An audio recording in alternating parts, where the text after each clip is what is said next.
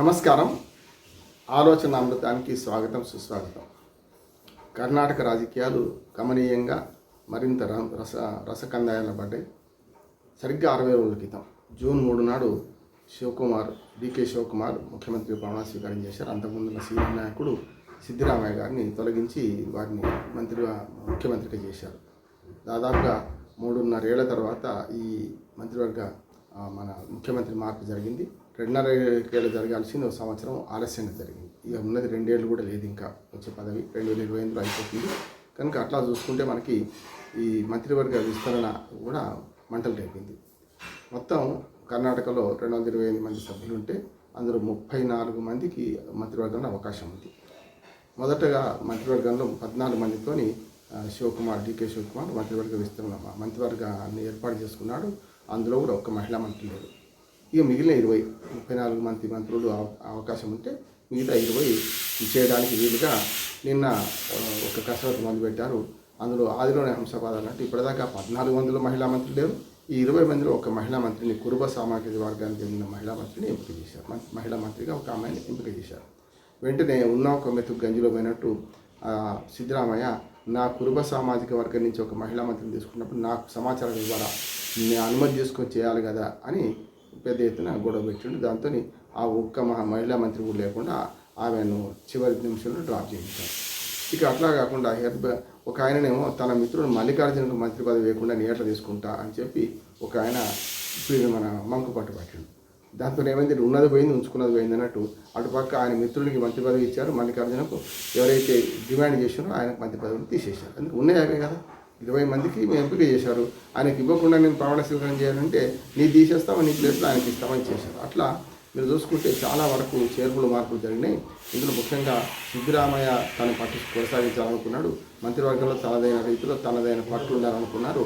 దాని ద్వారానే వచ్చిన మహిళా మంత్రికి వచ్చిన అవకాశం కూడా తీసేయడం జరిగింది. అంటే ఇవాళ మొత్తం కర్ణాటకలో రాజకీయం అంతా మంత్రివర్గ విస్తరణ పేరు మీద పెద్ద ఎత్తున ఈ గందరగోళంలో పడింది అనుకుంటున్నాను. ఇప్పటికే 2 ఎమ్మెల్యేలు నేను రాజీనామా చేస్తామన్నారు. ఒక ఆయన చేశాడు కూడా, నాకు మంత్రివర్గంలో స్థానం లభించినందున నేను రాజీనామా చేస్తున్నాను అని చెప్పి ఆల్రెడీ రాజీనామా చేసి ఇంకా ఆమోదించలేదు. ఇంకొక ఆయన ఇవాళ చేస్తా అంటున్నాడు. అందుకని ఇవన్నీ చూస్తే మనకు అర్థమవుతుందంటే కాంగ్రెస్ మార్క్ రాజకీయం పూర్తిగా మనకు కర్ణాటకలో నడుస్తుందని అర్థమవుతుంది. కాంగ్రెస్ మార్క్ రాజకీయం ఎట్లా ఉంటుందంటే వాళ్ళే అసమ్మతి, వాళ్ళే సమ్మతి, వాళ్ళే అంటే ప్రతిపక్షంకు అవకాశం ఇవ్వరు. అంటే మంత్రివర్గ విస్తరణ పూర్తి గందరగోళంగా పడ్డది.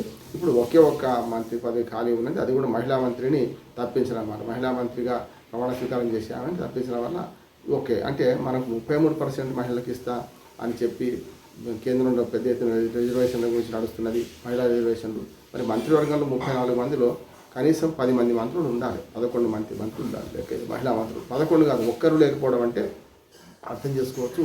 పురుషాధిక సమాజంలో పెద్ద ఎత్తున మరి వాళ్ళ మొత్తం రాజకీయాలు శాసిస్తుంది వాళ్ళే.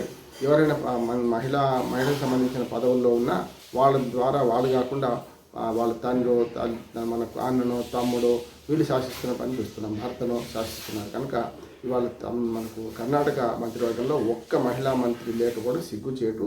ఒక రకంగా చెప్పాలంటే ఆ పార్టీకి నష్టదాయకమైన కాంగ్రెస్ పార్టీకి అంటున్నాను. ఆ వస్తా అనుకున్న ఇద్దామనుకున్న మంత్రి పదవిని కూడా మాజీ ముఖ్యమంత్రి సిద్ధరామయ్య తను ఇష్టం లేదు కనుక ఆయన ప్రకటించగానే వెంటనే ఊరుకోవడం అనేది కూడా నష్టం జరిగింది. ఇప్పటికైనా కనీసం ఆ ఒక్క కార్యాన్ని మహిళా మంత్రితో నింపుతామని నేను అనుకుంటున్నాను. అది లేకపోతే ఇంకా అధ్వానంగా తయారవుతుంది. సరే, వచ్చే ఎన్నికలు ఎవరికి గెలుస్తారో ఎవరికి గెలవడం తర్వాత సంగతి. కానీ మొత్తం మీద ఈ కర్ణాటక మంత్రివర్గ విస్తరణ పార్టీలో అంతర్గతంగా చిచ్చు రేపింది, మంటలు రేపింది. ఇది మరి ఎట్లా చల్లారుస్తారు అంటే కాంగ్రెస్ పార్టీ ఎప్పుడు కూడా సమస్యను సుదీర్ఘంగా సాగదీస్తుంది. చూద్దాం ఏం జరిగితే జరుగుతుంది అనుకుంటారు. కనుక గతం చూసాక 2.5 ఏళ్లకు ముఖ్యమంత్రిగా మరి శివకుమార్ పెట్టారని చెప్పి ఒప్పందం కుదిరితే ఆ ఒప్పందాన్ని ఖాతరు చేయకుండా 7 నెలలు జరిపింది కదా, ఆల్మోస్ట్ 1 సంవత్సరం దాకా జరిపిండ్రు. కనుక అట్టా చూసుకుంటే మరి ఇప్పుడు కూడా ఈ వివాదాన్ని కూడా కొనసాగిస్తారు. రేపు పొద్దున ఉండేవాడు ఉంటాడు, పోయేవాడు పోతాడు. తీరా టైంకి వచ్చినాక చూద్దాం అనుకుంటారు. కానీ మంత్రివర్గాన్ని పూర్తిగా విస్తరించడం ఒక్కడి తప్ప దానివల్ల కూడా శివకుమార్కు మరి అసమ్మతి తప్పదేమో. ఇట్లా అవకాశాలు లేవన్నట్టు తిరగబడతారు కదా. రేపు ఇది బీజేపీ దీన్ని వాడుకునే ప్రయత్నం చేస్తానని అనుకుంటున్నాను. 2028 ఎన్నికల్లో మరి బీజేపీ దీనివల్ల లాభపడుతుందా, అప్పటిదాకా మరి ఏమన్నా నష్ట నివారణ చర్యలు చేసుకుంటారా చూద్దాం ఏం జరుగుతుందో. కర్ణాటకలో మాత్రం మంత్రివర్గ విస్తరణతో మంటలు పుట్టాయనేది వాస్తవం. నమస్కారం.